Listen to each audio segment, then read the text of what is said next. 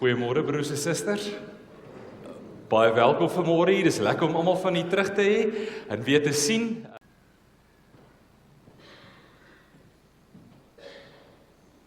Ek kyk op na die berge.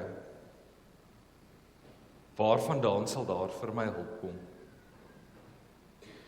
Ons Here God, as ons vanmôre hierdie woorde uiter, dan dink ons vanmôre aan elke liewe persoon en instansie op ons gebedsversoeke. Mense en gesinne wat vanmôre dalk uitroep en sê ek kyk op na die berge en nie weet waar hulle hulp vandaan kom nie. Here, en daarom wil ons hierdie mense wat vanmôre so opkyk na U toe bring. Here, mag U vanmôre daardie persone, daardie instansies en daardie families aanraak, dat hulle kan bely, ek weet nie waar my krag vandaan kom nie, maar my krag sal van die Here kom, wat hemel en aarde gemaak het. My God wat nooit laat vaar, die werk van sy hande nie. Amen. Broers en susters, die Here groet u vanmôre, en hy sê vir u, genade en vrede vir julle van God ons Vader, deur die liefde van ons Here Jesus Christus, en deur die gemeenskap van die Heilige Gees. Amen. Ons het lekker saam gesing vanoggend, en ek wil vra, kom ons begin met 'n wonderlike lied. Dis nog 'n paaslied, maar ook 'n wonderlike lofprysingslied, lied 411, 411, en ons sing daarvan, kom ons sing net vers 1, lied 411, vers 1. Kom almal, laat julle stem verrys, 411, vers 1.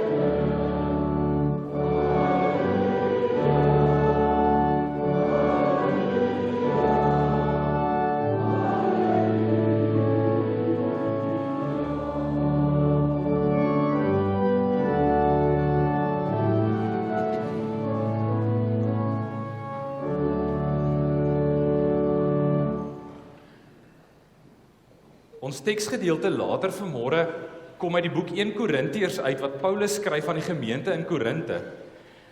Maar net voor dit, 'n hoofstuk of 2 voor dit, gee Paulus eintlik vir ons 'n ontleding en 'n uitbreiding van die wet van God. En ek wil graag die wet van die Here vanmôre lees uit 'n gedeelte in 1 Korintiërs hoofstuk 13. En broers en susters, as Paulus dit skryf, dan sê hy vir ons, liefde in ons harte is nie iets wat altyd natuurlik kom nie. Almal van ons het die emosie van liefde. Almal van ons het die begeerte om liefde te beleef, maar elkeen van ons het ook die begeerte om liefde te kan wys. Maar die volmaaktheid en die volheid van liefde is nie altyd 'n natuurlike reaksie in ons nie. As iemand my te nakom, is my eerste reaksie nie altyd om hulle lief te hê nie.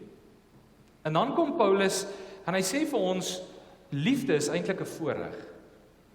Liefde is 'n opdrag van die Here, maar liefde is ook 'n voorreg wat ons as gelowiges het. Wanneer ons in die lig van die opstanding leef van Jesus Christus, waarna ons vanoggend kyk, dan is liefde 'n voorreg wat ek en jy het om uit te deel. Die lekkerste ding wat 'n mens in jou lewe kan doen, as jy 'n oorvloed van iets het en dit vir ander mense kan gee wat nie oorvloed het nie. En die een ding wat ons as gelowiges in oorvloed het, is die liefde van ons Here Jesus Christus.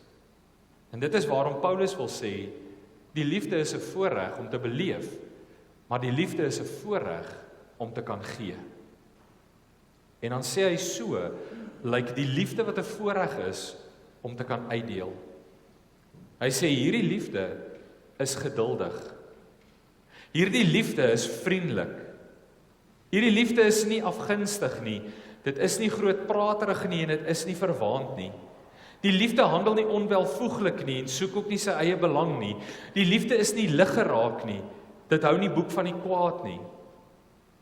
Die liefde verbly hom nie oor die onreg nie, maar verheug hom oor die waarheid. Die liefde bedek alles, dit glo alles, dit hoop alles en dit verdra alles.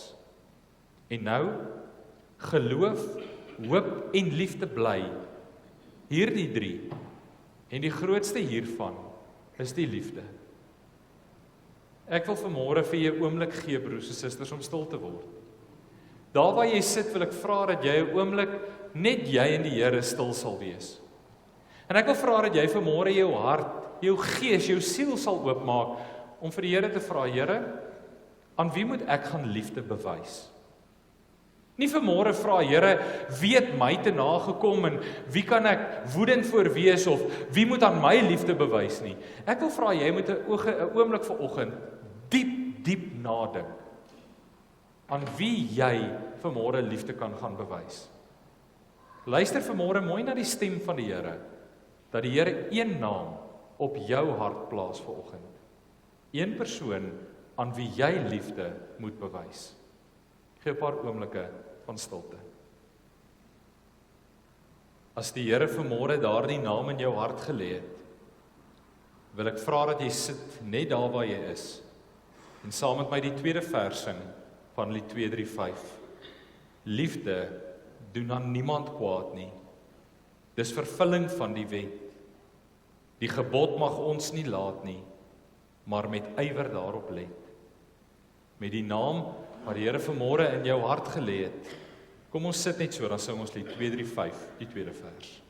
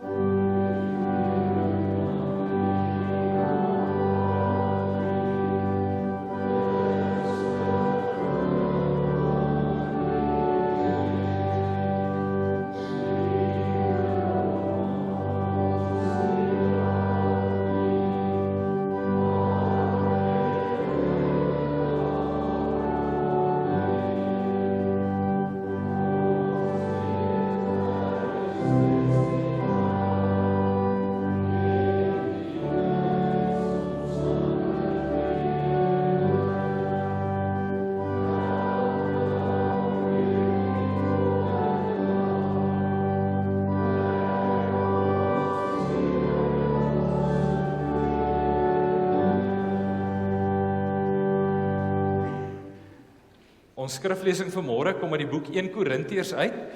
1 Korintiërs hoofstuk 15 en ons gaan saam lees vanaf vers 20, bladsy 230 in my Bybel.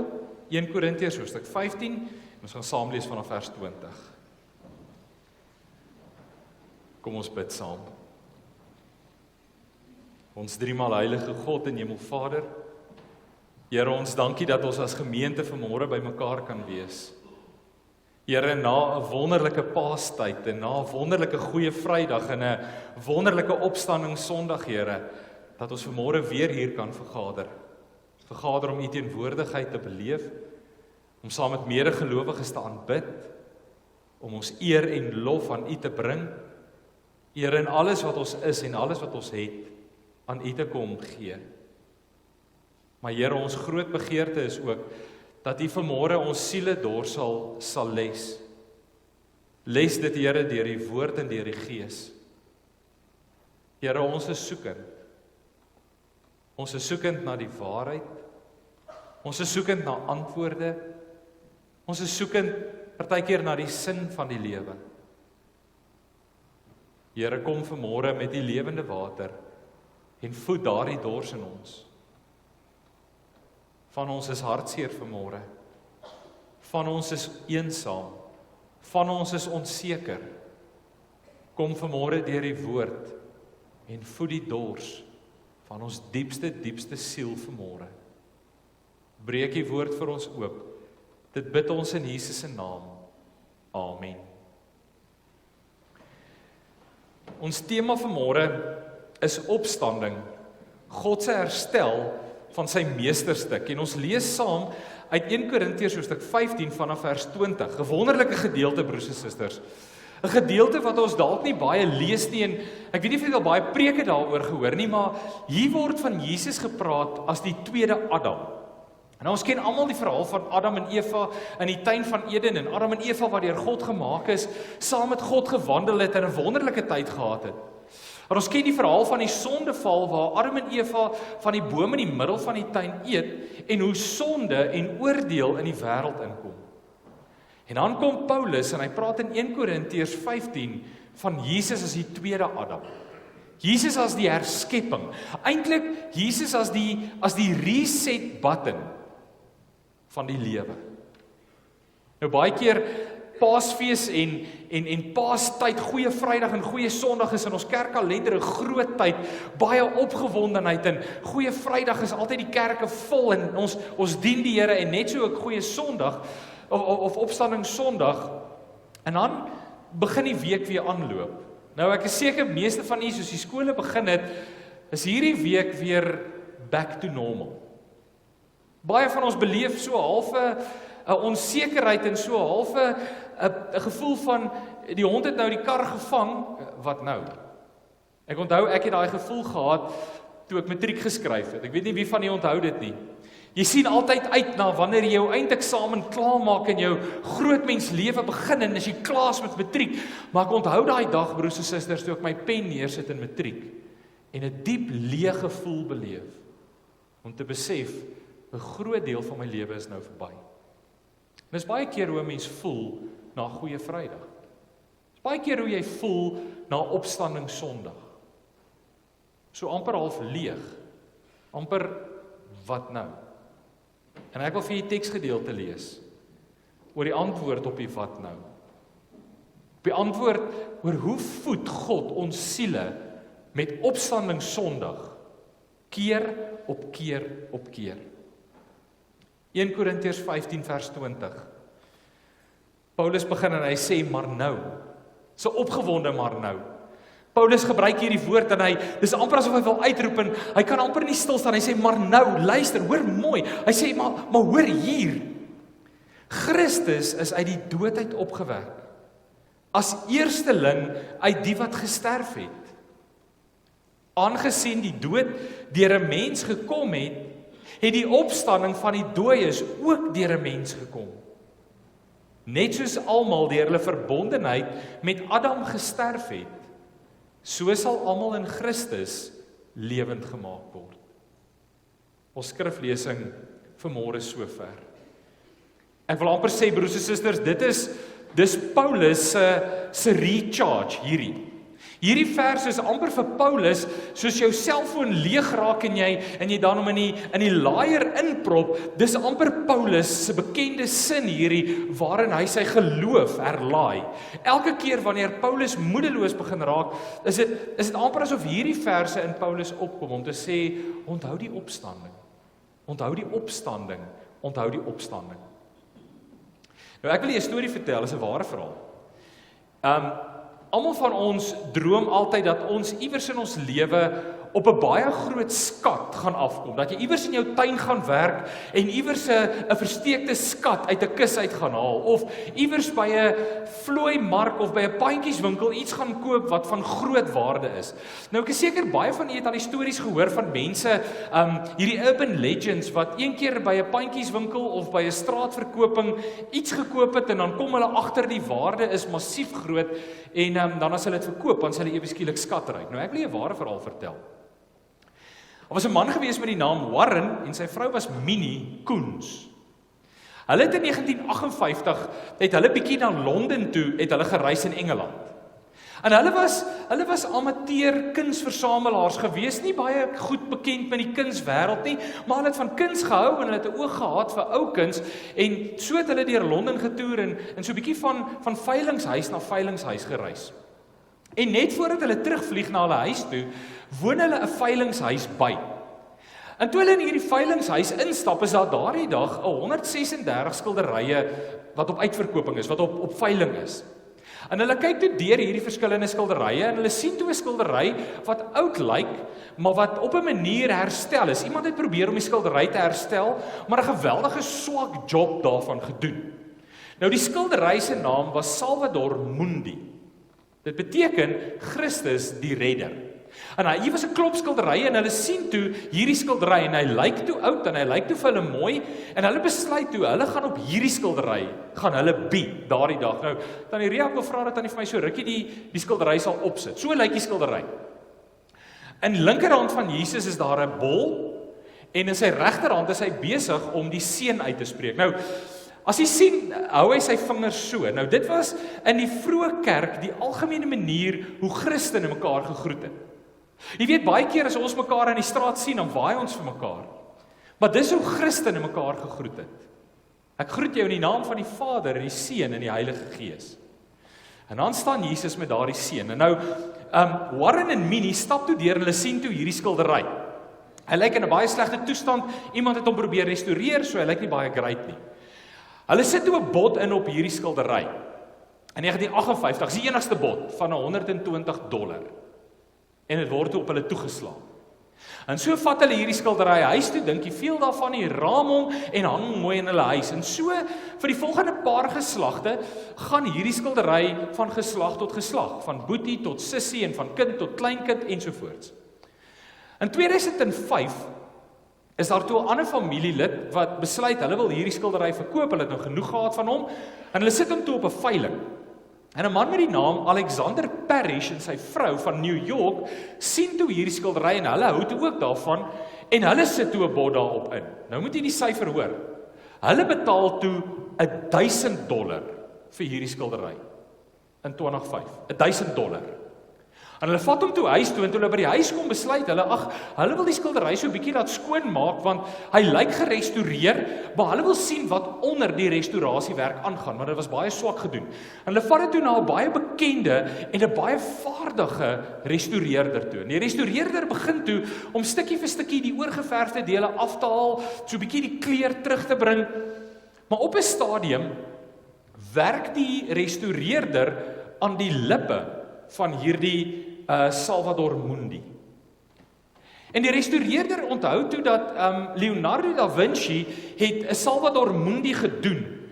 En baie belangrike skildery, maar dink nie veel daarvan nie. Maar die restaureerder kon die lip van hierdie skildery net nie regkry nie. En sy sê toe vir haarself nou, kom ons gaan na die ou meester toe wat al 'n Salvador Mundi gedoen het en hulle gaan haal toe die Mona Lisa. En sy sit toe die Mona Lisa langs die skildery neer.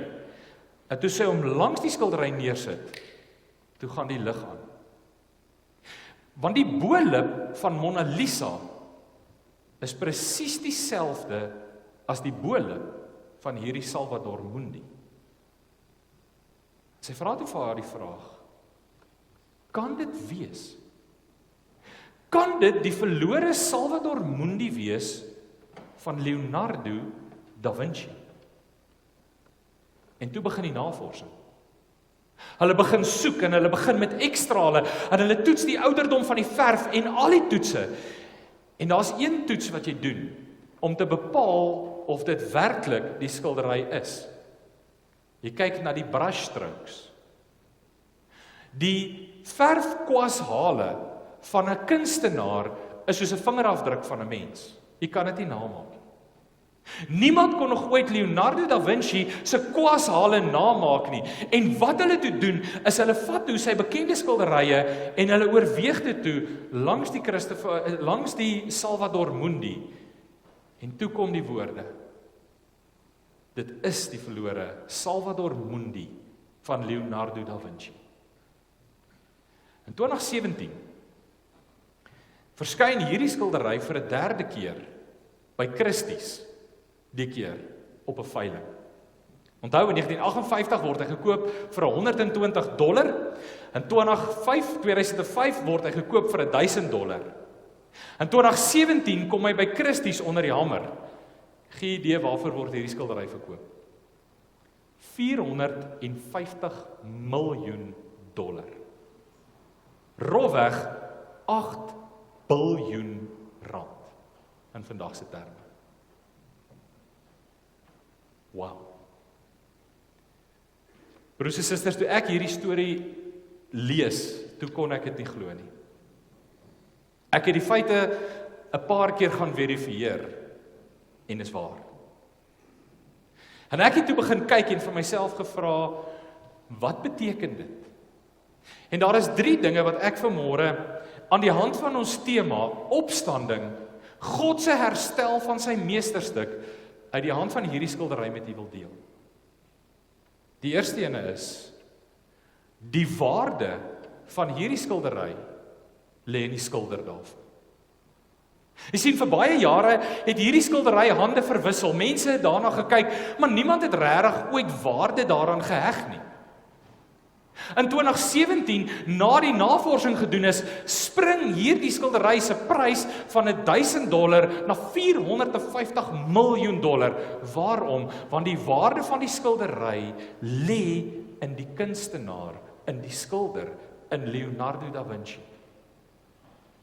En ek wil vanmôre vir jou sê, jou waarde lê in die een wat jou gemaak het.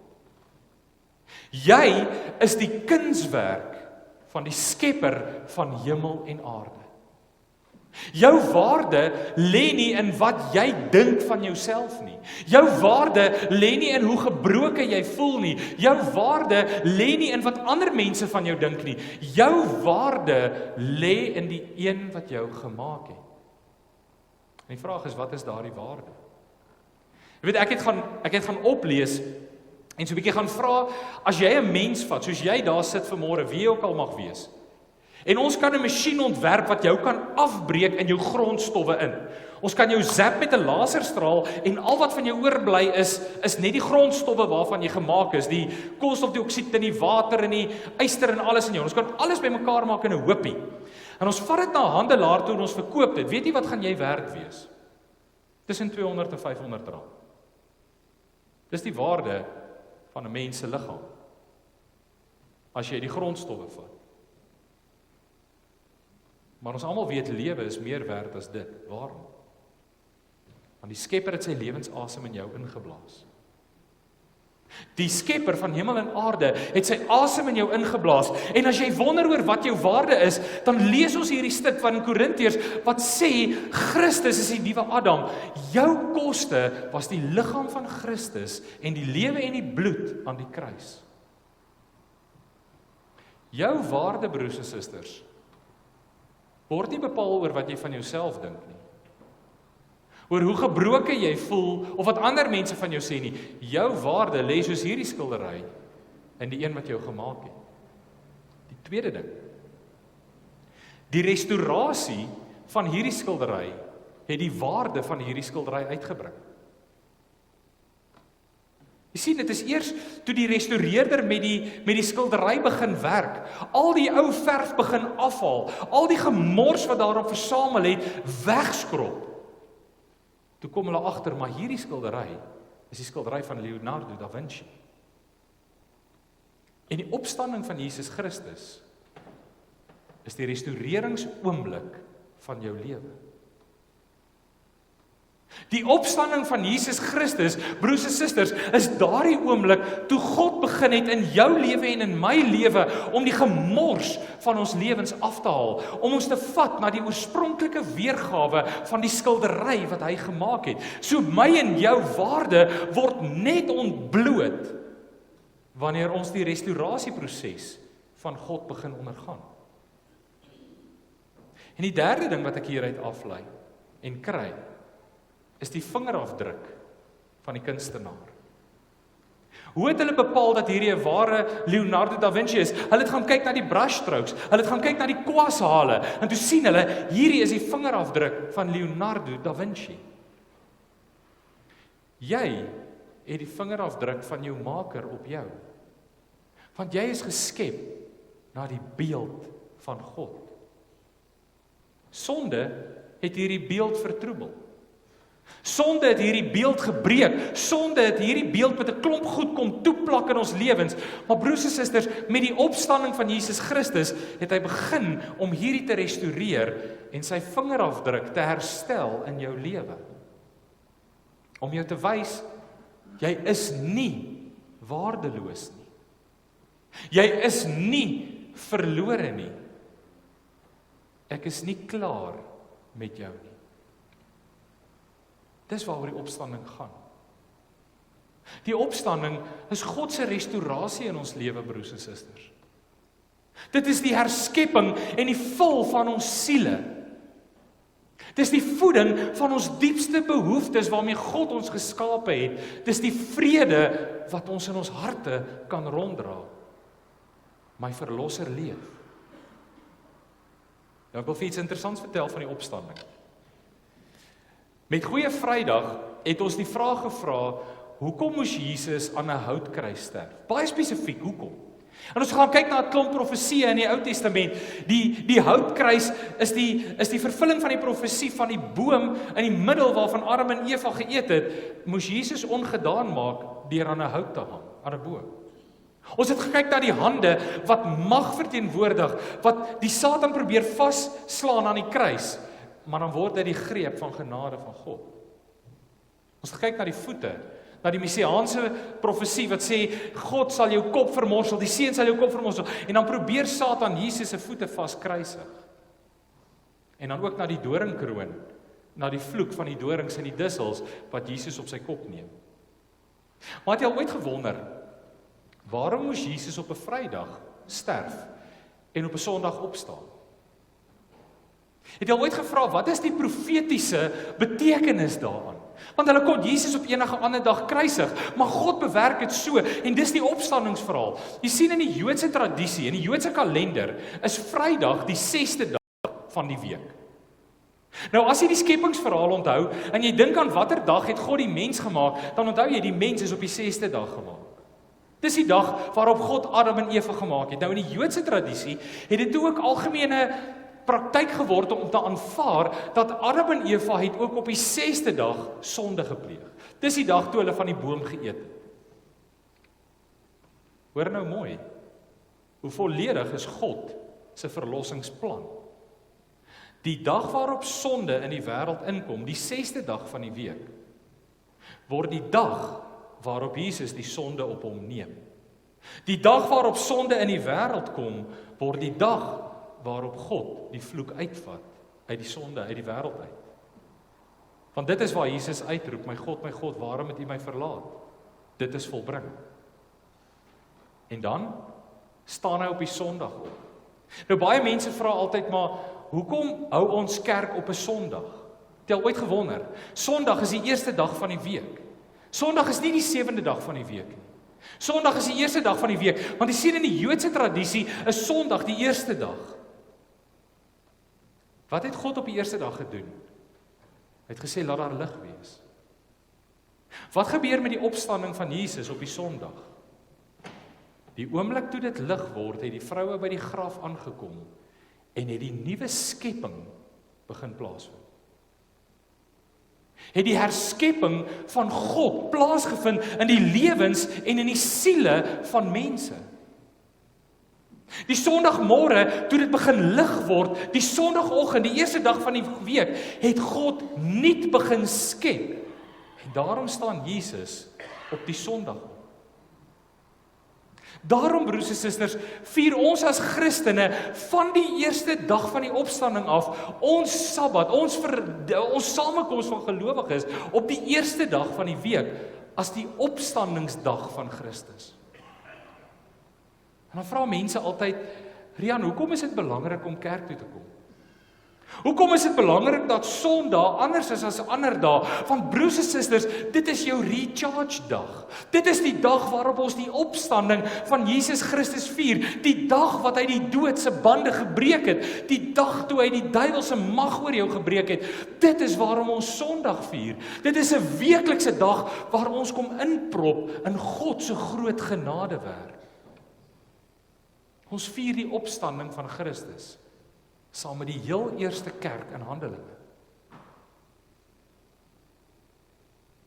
En dit is hoe opstanding bly voortleef. Want jy sien, die opstanding bring lewe. En dit is wat hier staan. Hoor wat skryf Paulus. Hy sê, Christus is opgewek uit die dood as eersteling uit die wat gesterf het. Hy is die eerste een wat die dood oorwin het. Dis wat dit beteken. Hy sê, aangesien die dood deur 'n mens gekom het, Adam, het die opstanding van die dooies ook deur 'n mens gekom, en dis die opwekking van Jesus Christus.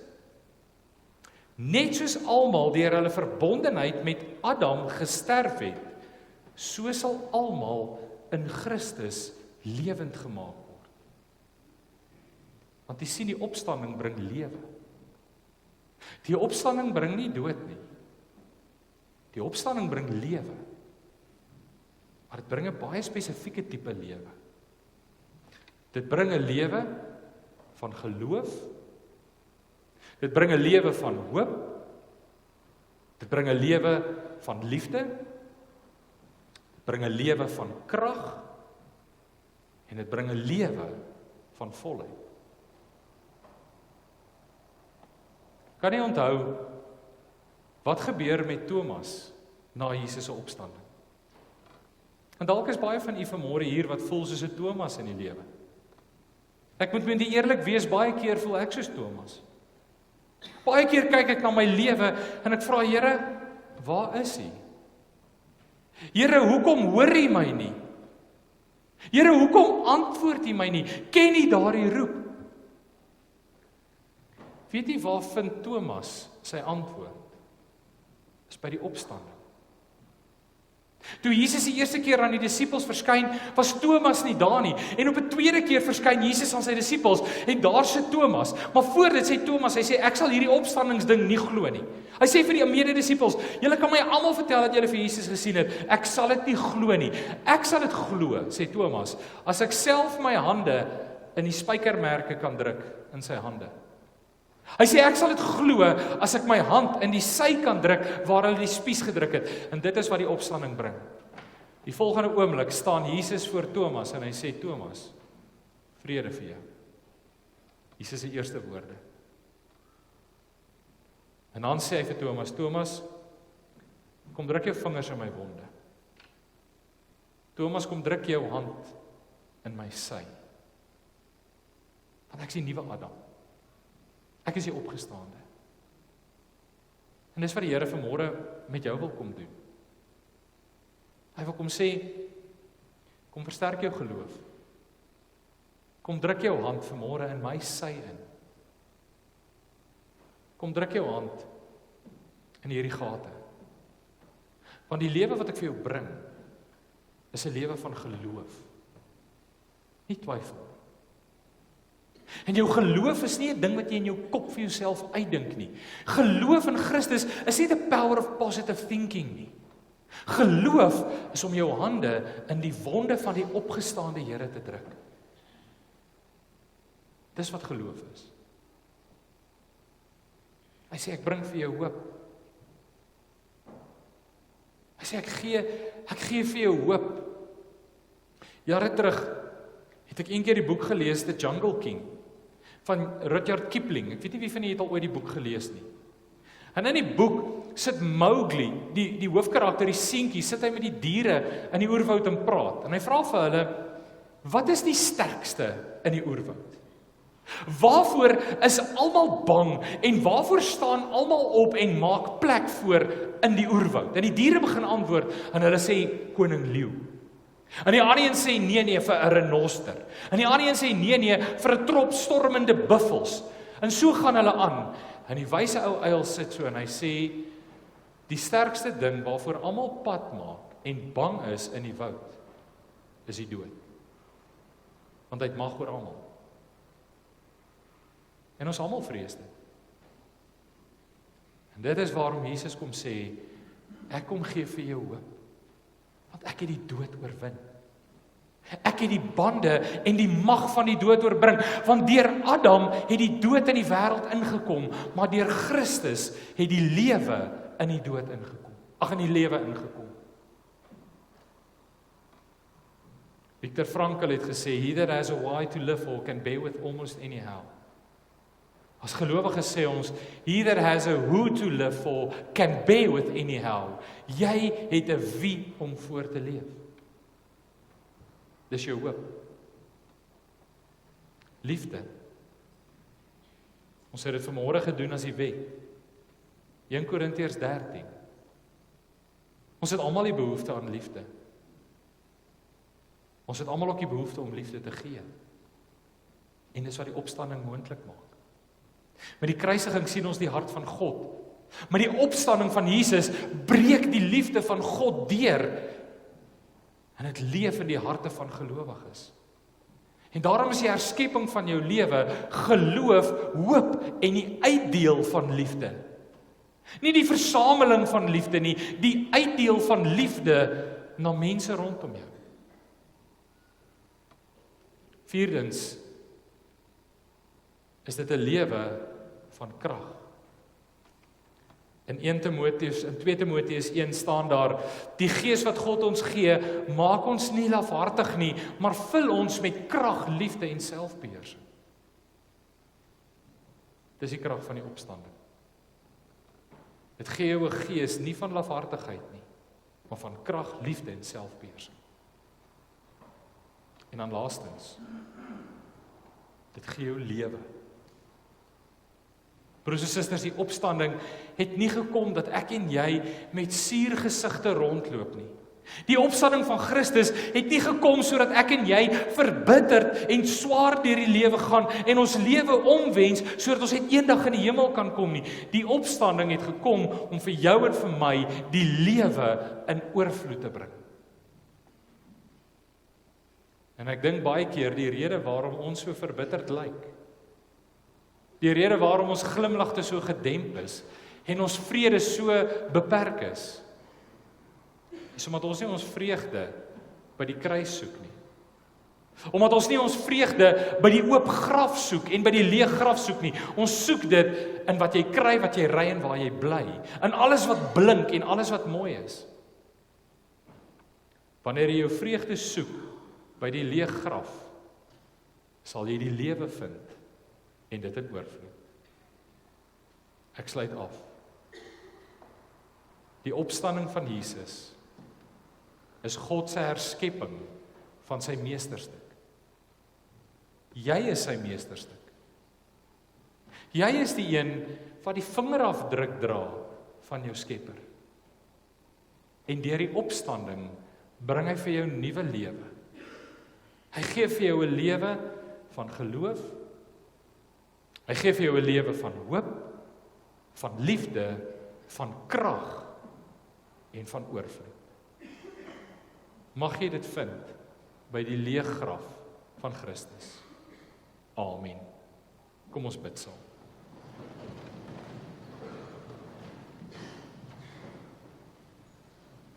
Ons driemaal heilige God en Hemelvader, dankie dat ons vanmôre op hierdie Sondag kan stil word.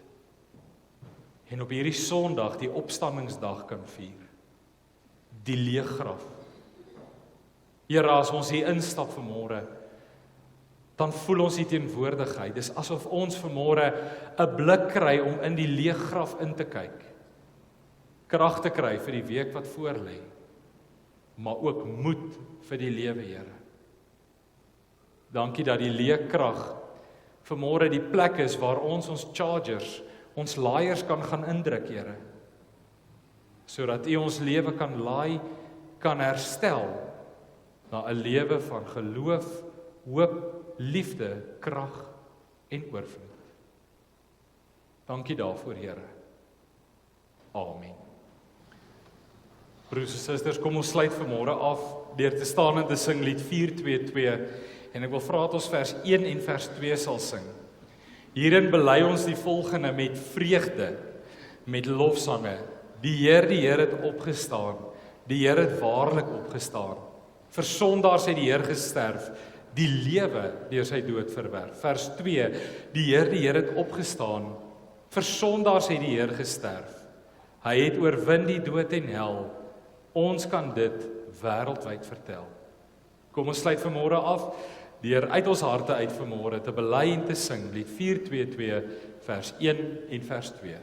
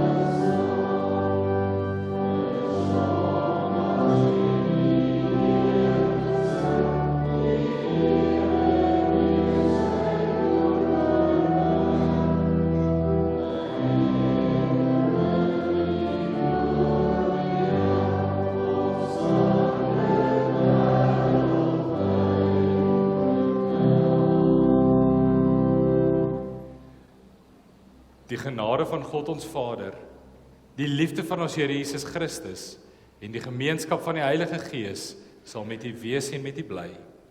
Amen.